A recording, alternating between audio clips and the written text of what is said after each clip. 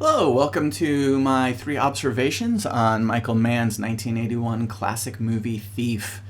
If you're watching this on YouTube, be sure to go to the Hutch files to see my entire structural breakdown with times as well as a written transcript of this video. So let's get into my 3 observations about Thief. I watched Thief a couple of weeks ago, and I was really struck by a couple of really interesting things that you see in this movie that you don't often see in movies either for that time or maybe for movies that we see now.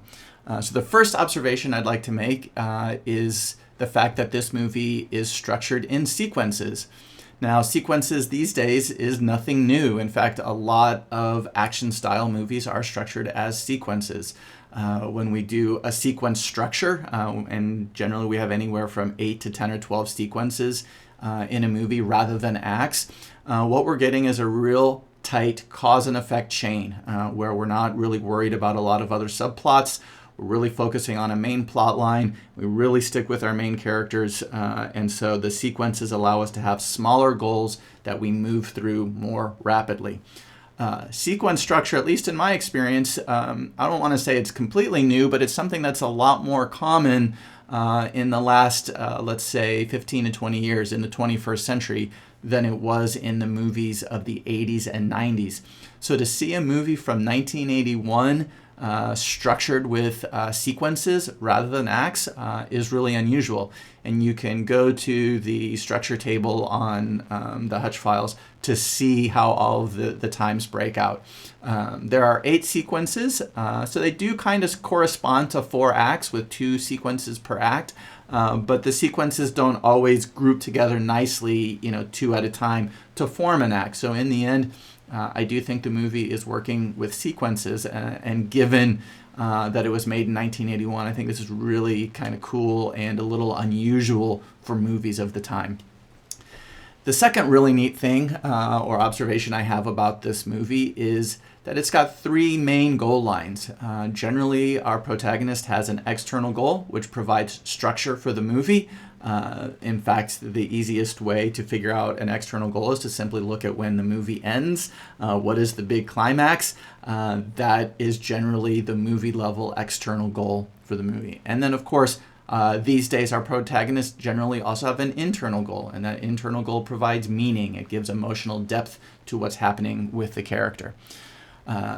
Sometimes we have a romance goal, and depending on what kind of movie it is, that romance goal might be an external goal or an internal goal. So for example, in a romantic comedy, the romance goal is often the external goal.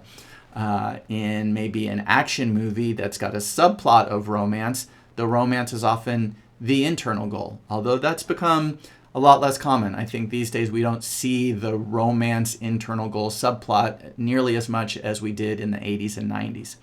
What's really fascinating about Thief is it actually has an external goal, a romance goal that's a little external and a little internal, and then a full internal goal. And I think that is really fascinating. You don't see a lot of movies that do that, but it works really brilliantly in Thief. So again, you'll be able to see this in print in the Hutch files, but we've got our main character of Frank, who has decided to work for a guy named Leo, and his external goal is to complete this robbery that he's agreed to do for Leo. The reason he's completing it is because he wants a big score so he can get out of the game and complete his romance goal, which is to be with his girlfriend, Jessie, played by Tuesday Weld. So we've got an external goal, and then we've got a separate romance goal to be with Jessie.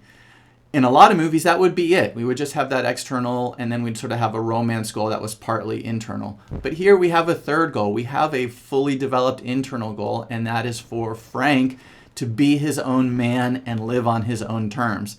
Now, that sounds a little odd because he's wanting to get married to Jessie and sort of settle down, but he wants to do it on his terms. He wants to work for Leo on his terms. He wants to complete robberies on his terms, and he even wants to be in a relationship on his terms. And so we've got 3 goals that kind of play out rather than our normal 2. And the way that they relate to each other is really fascinating. And that brings us to our third observation, which is how these goals kind of go together, and specifically the way they end the movie. Normally, I think what we see, especially in today's movies, a lot of times is that a character completes an internal goal first, usually in the last act somewhere or in one of the last sequences or two, and then completing that internal goal allows them to complete their external goal. And of course, because the external goal is providing the structure for the movie basically ends. There might be some scene or two of denominator resolution, but basically when the external goal is over, the movie is over. That's not how Thief works at all. The external goal that Frank has of completing the robbery for Leo actually climaxes at the end of sequence 6 of 8 sequences. At the end of sequence 6, Leo is successful. He has completed the robbery. He thinks everything's great now. He's going to go deliver these diamonds to Leo. He's going to get paid. He's going to go off with Jesse. It seems like the movie is over. He has completed his external goal. The problem is that when he goes to Leo to get his money, Leo won't give him all of his money. He gives him a small fraction of the money, and he's invested the rest of the money in a series of malls, basically to keep Frank under his thumb. So things change at this point. So our external goal is basically done to complete the robbery. He has done that. He now realizes, though, that he's got to pursue his internal goal, which is to be his own man and live on his own terms. He's not going to let Leo take his money and dictate to him how he's going to live. So when we go into sequence 7 and sequence 8, they're largely about him going after Leo. That is, getting his revenge on Leo, trying to get his money, trying then to sort of be his own person and live on his own terms. And the interesting thing is that choice to pursue that internal goal, even if it means his own death, it impacts his middle goal, which is the romance goal. Because if he's going to go after Leo and he's going to risk his life to do that, he has to end his romance with Jesse. So he sends Jesse away along with their new adopted son. He basically ends the relationship, tells her to leave and not ask any questions. And that frees him up in the last 2 sequences to pursue that internal goal of being his own man and getting out from under the thumb of Leo. So I think this is a really interesting structure, and I really love it because, we get so caught up, I think, when we think about sequence structure or act structure and how external and internal goals work, that there's some sort of formula that we're always supposed to follow and that they have to work a certain way.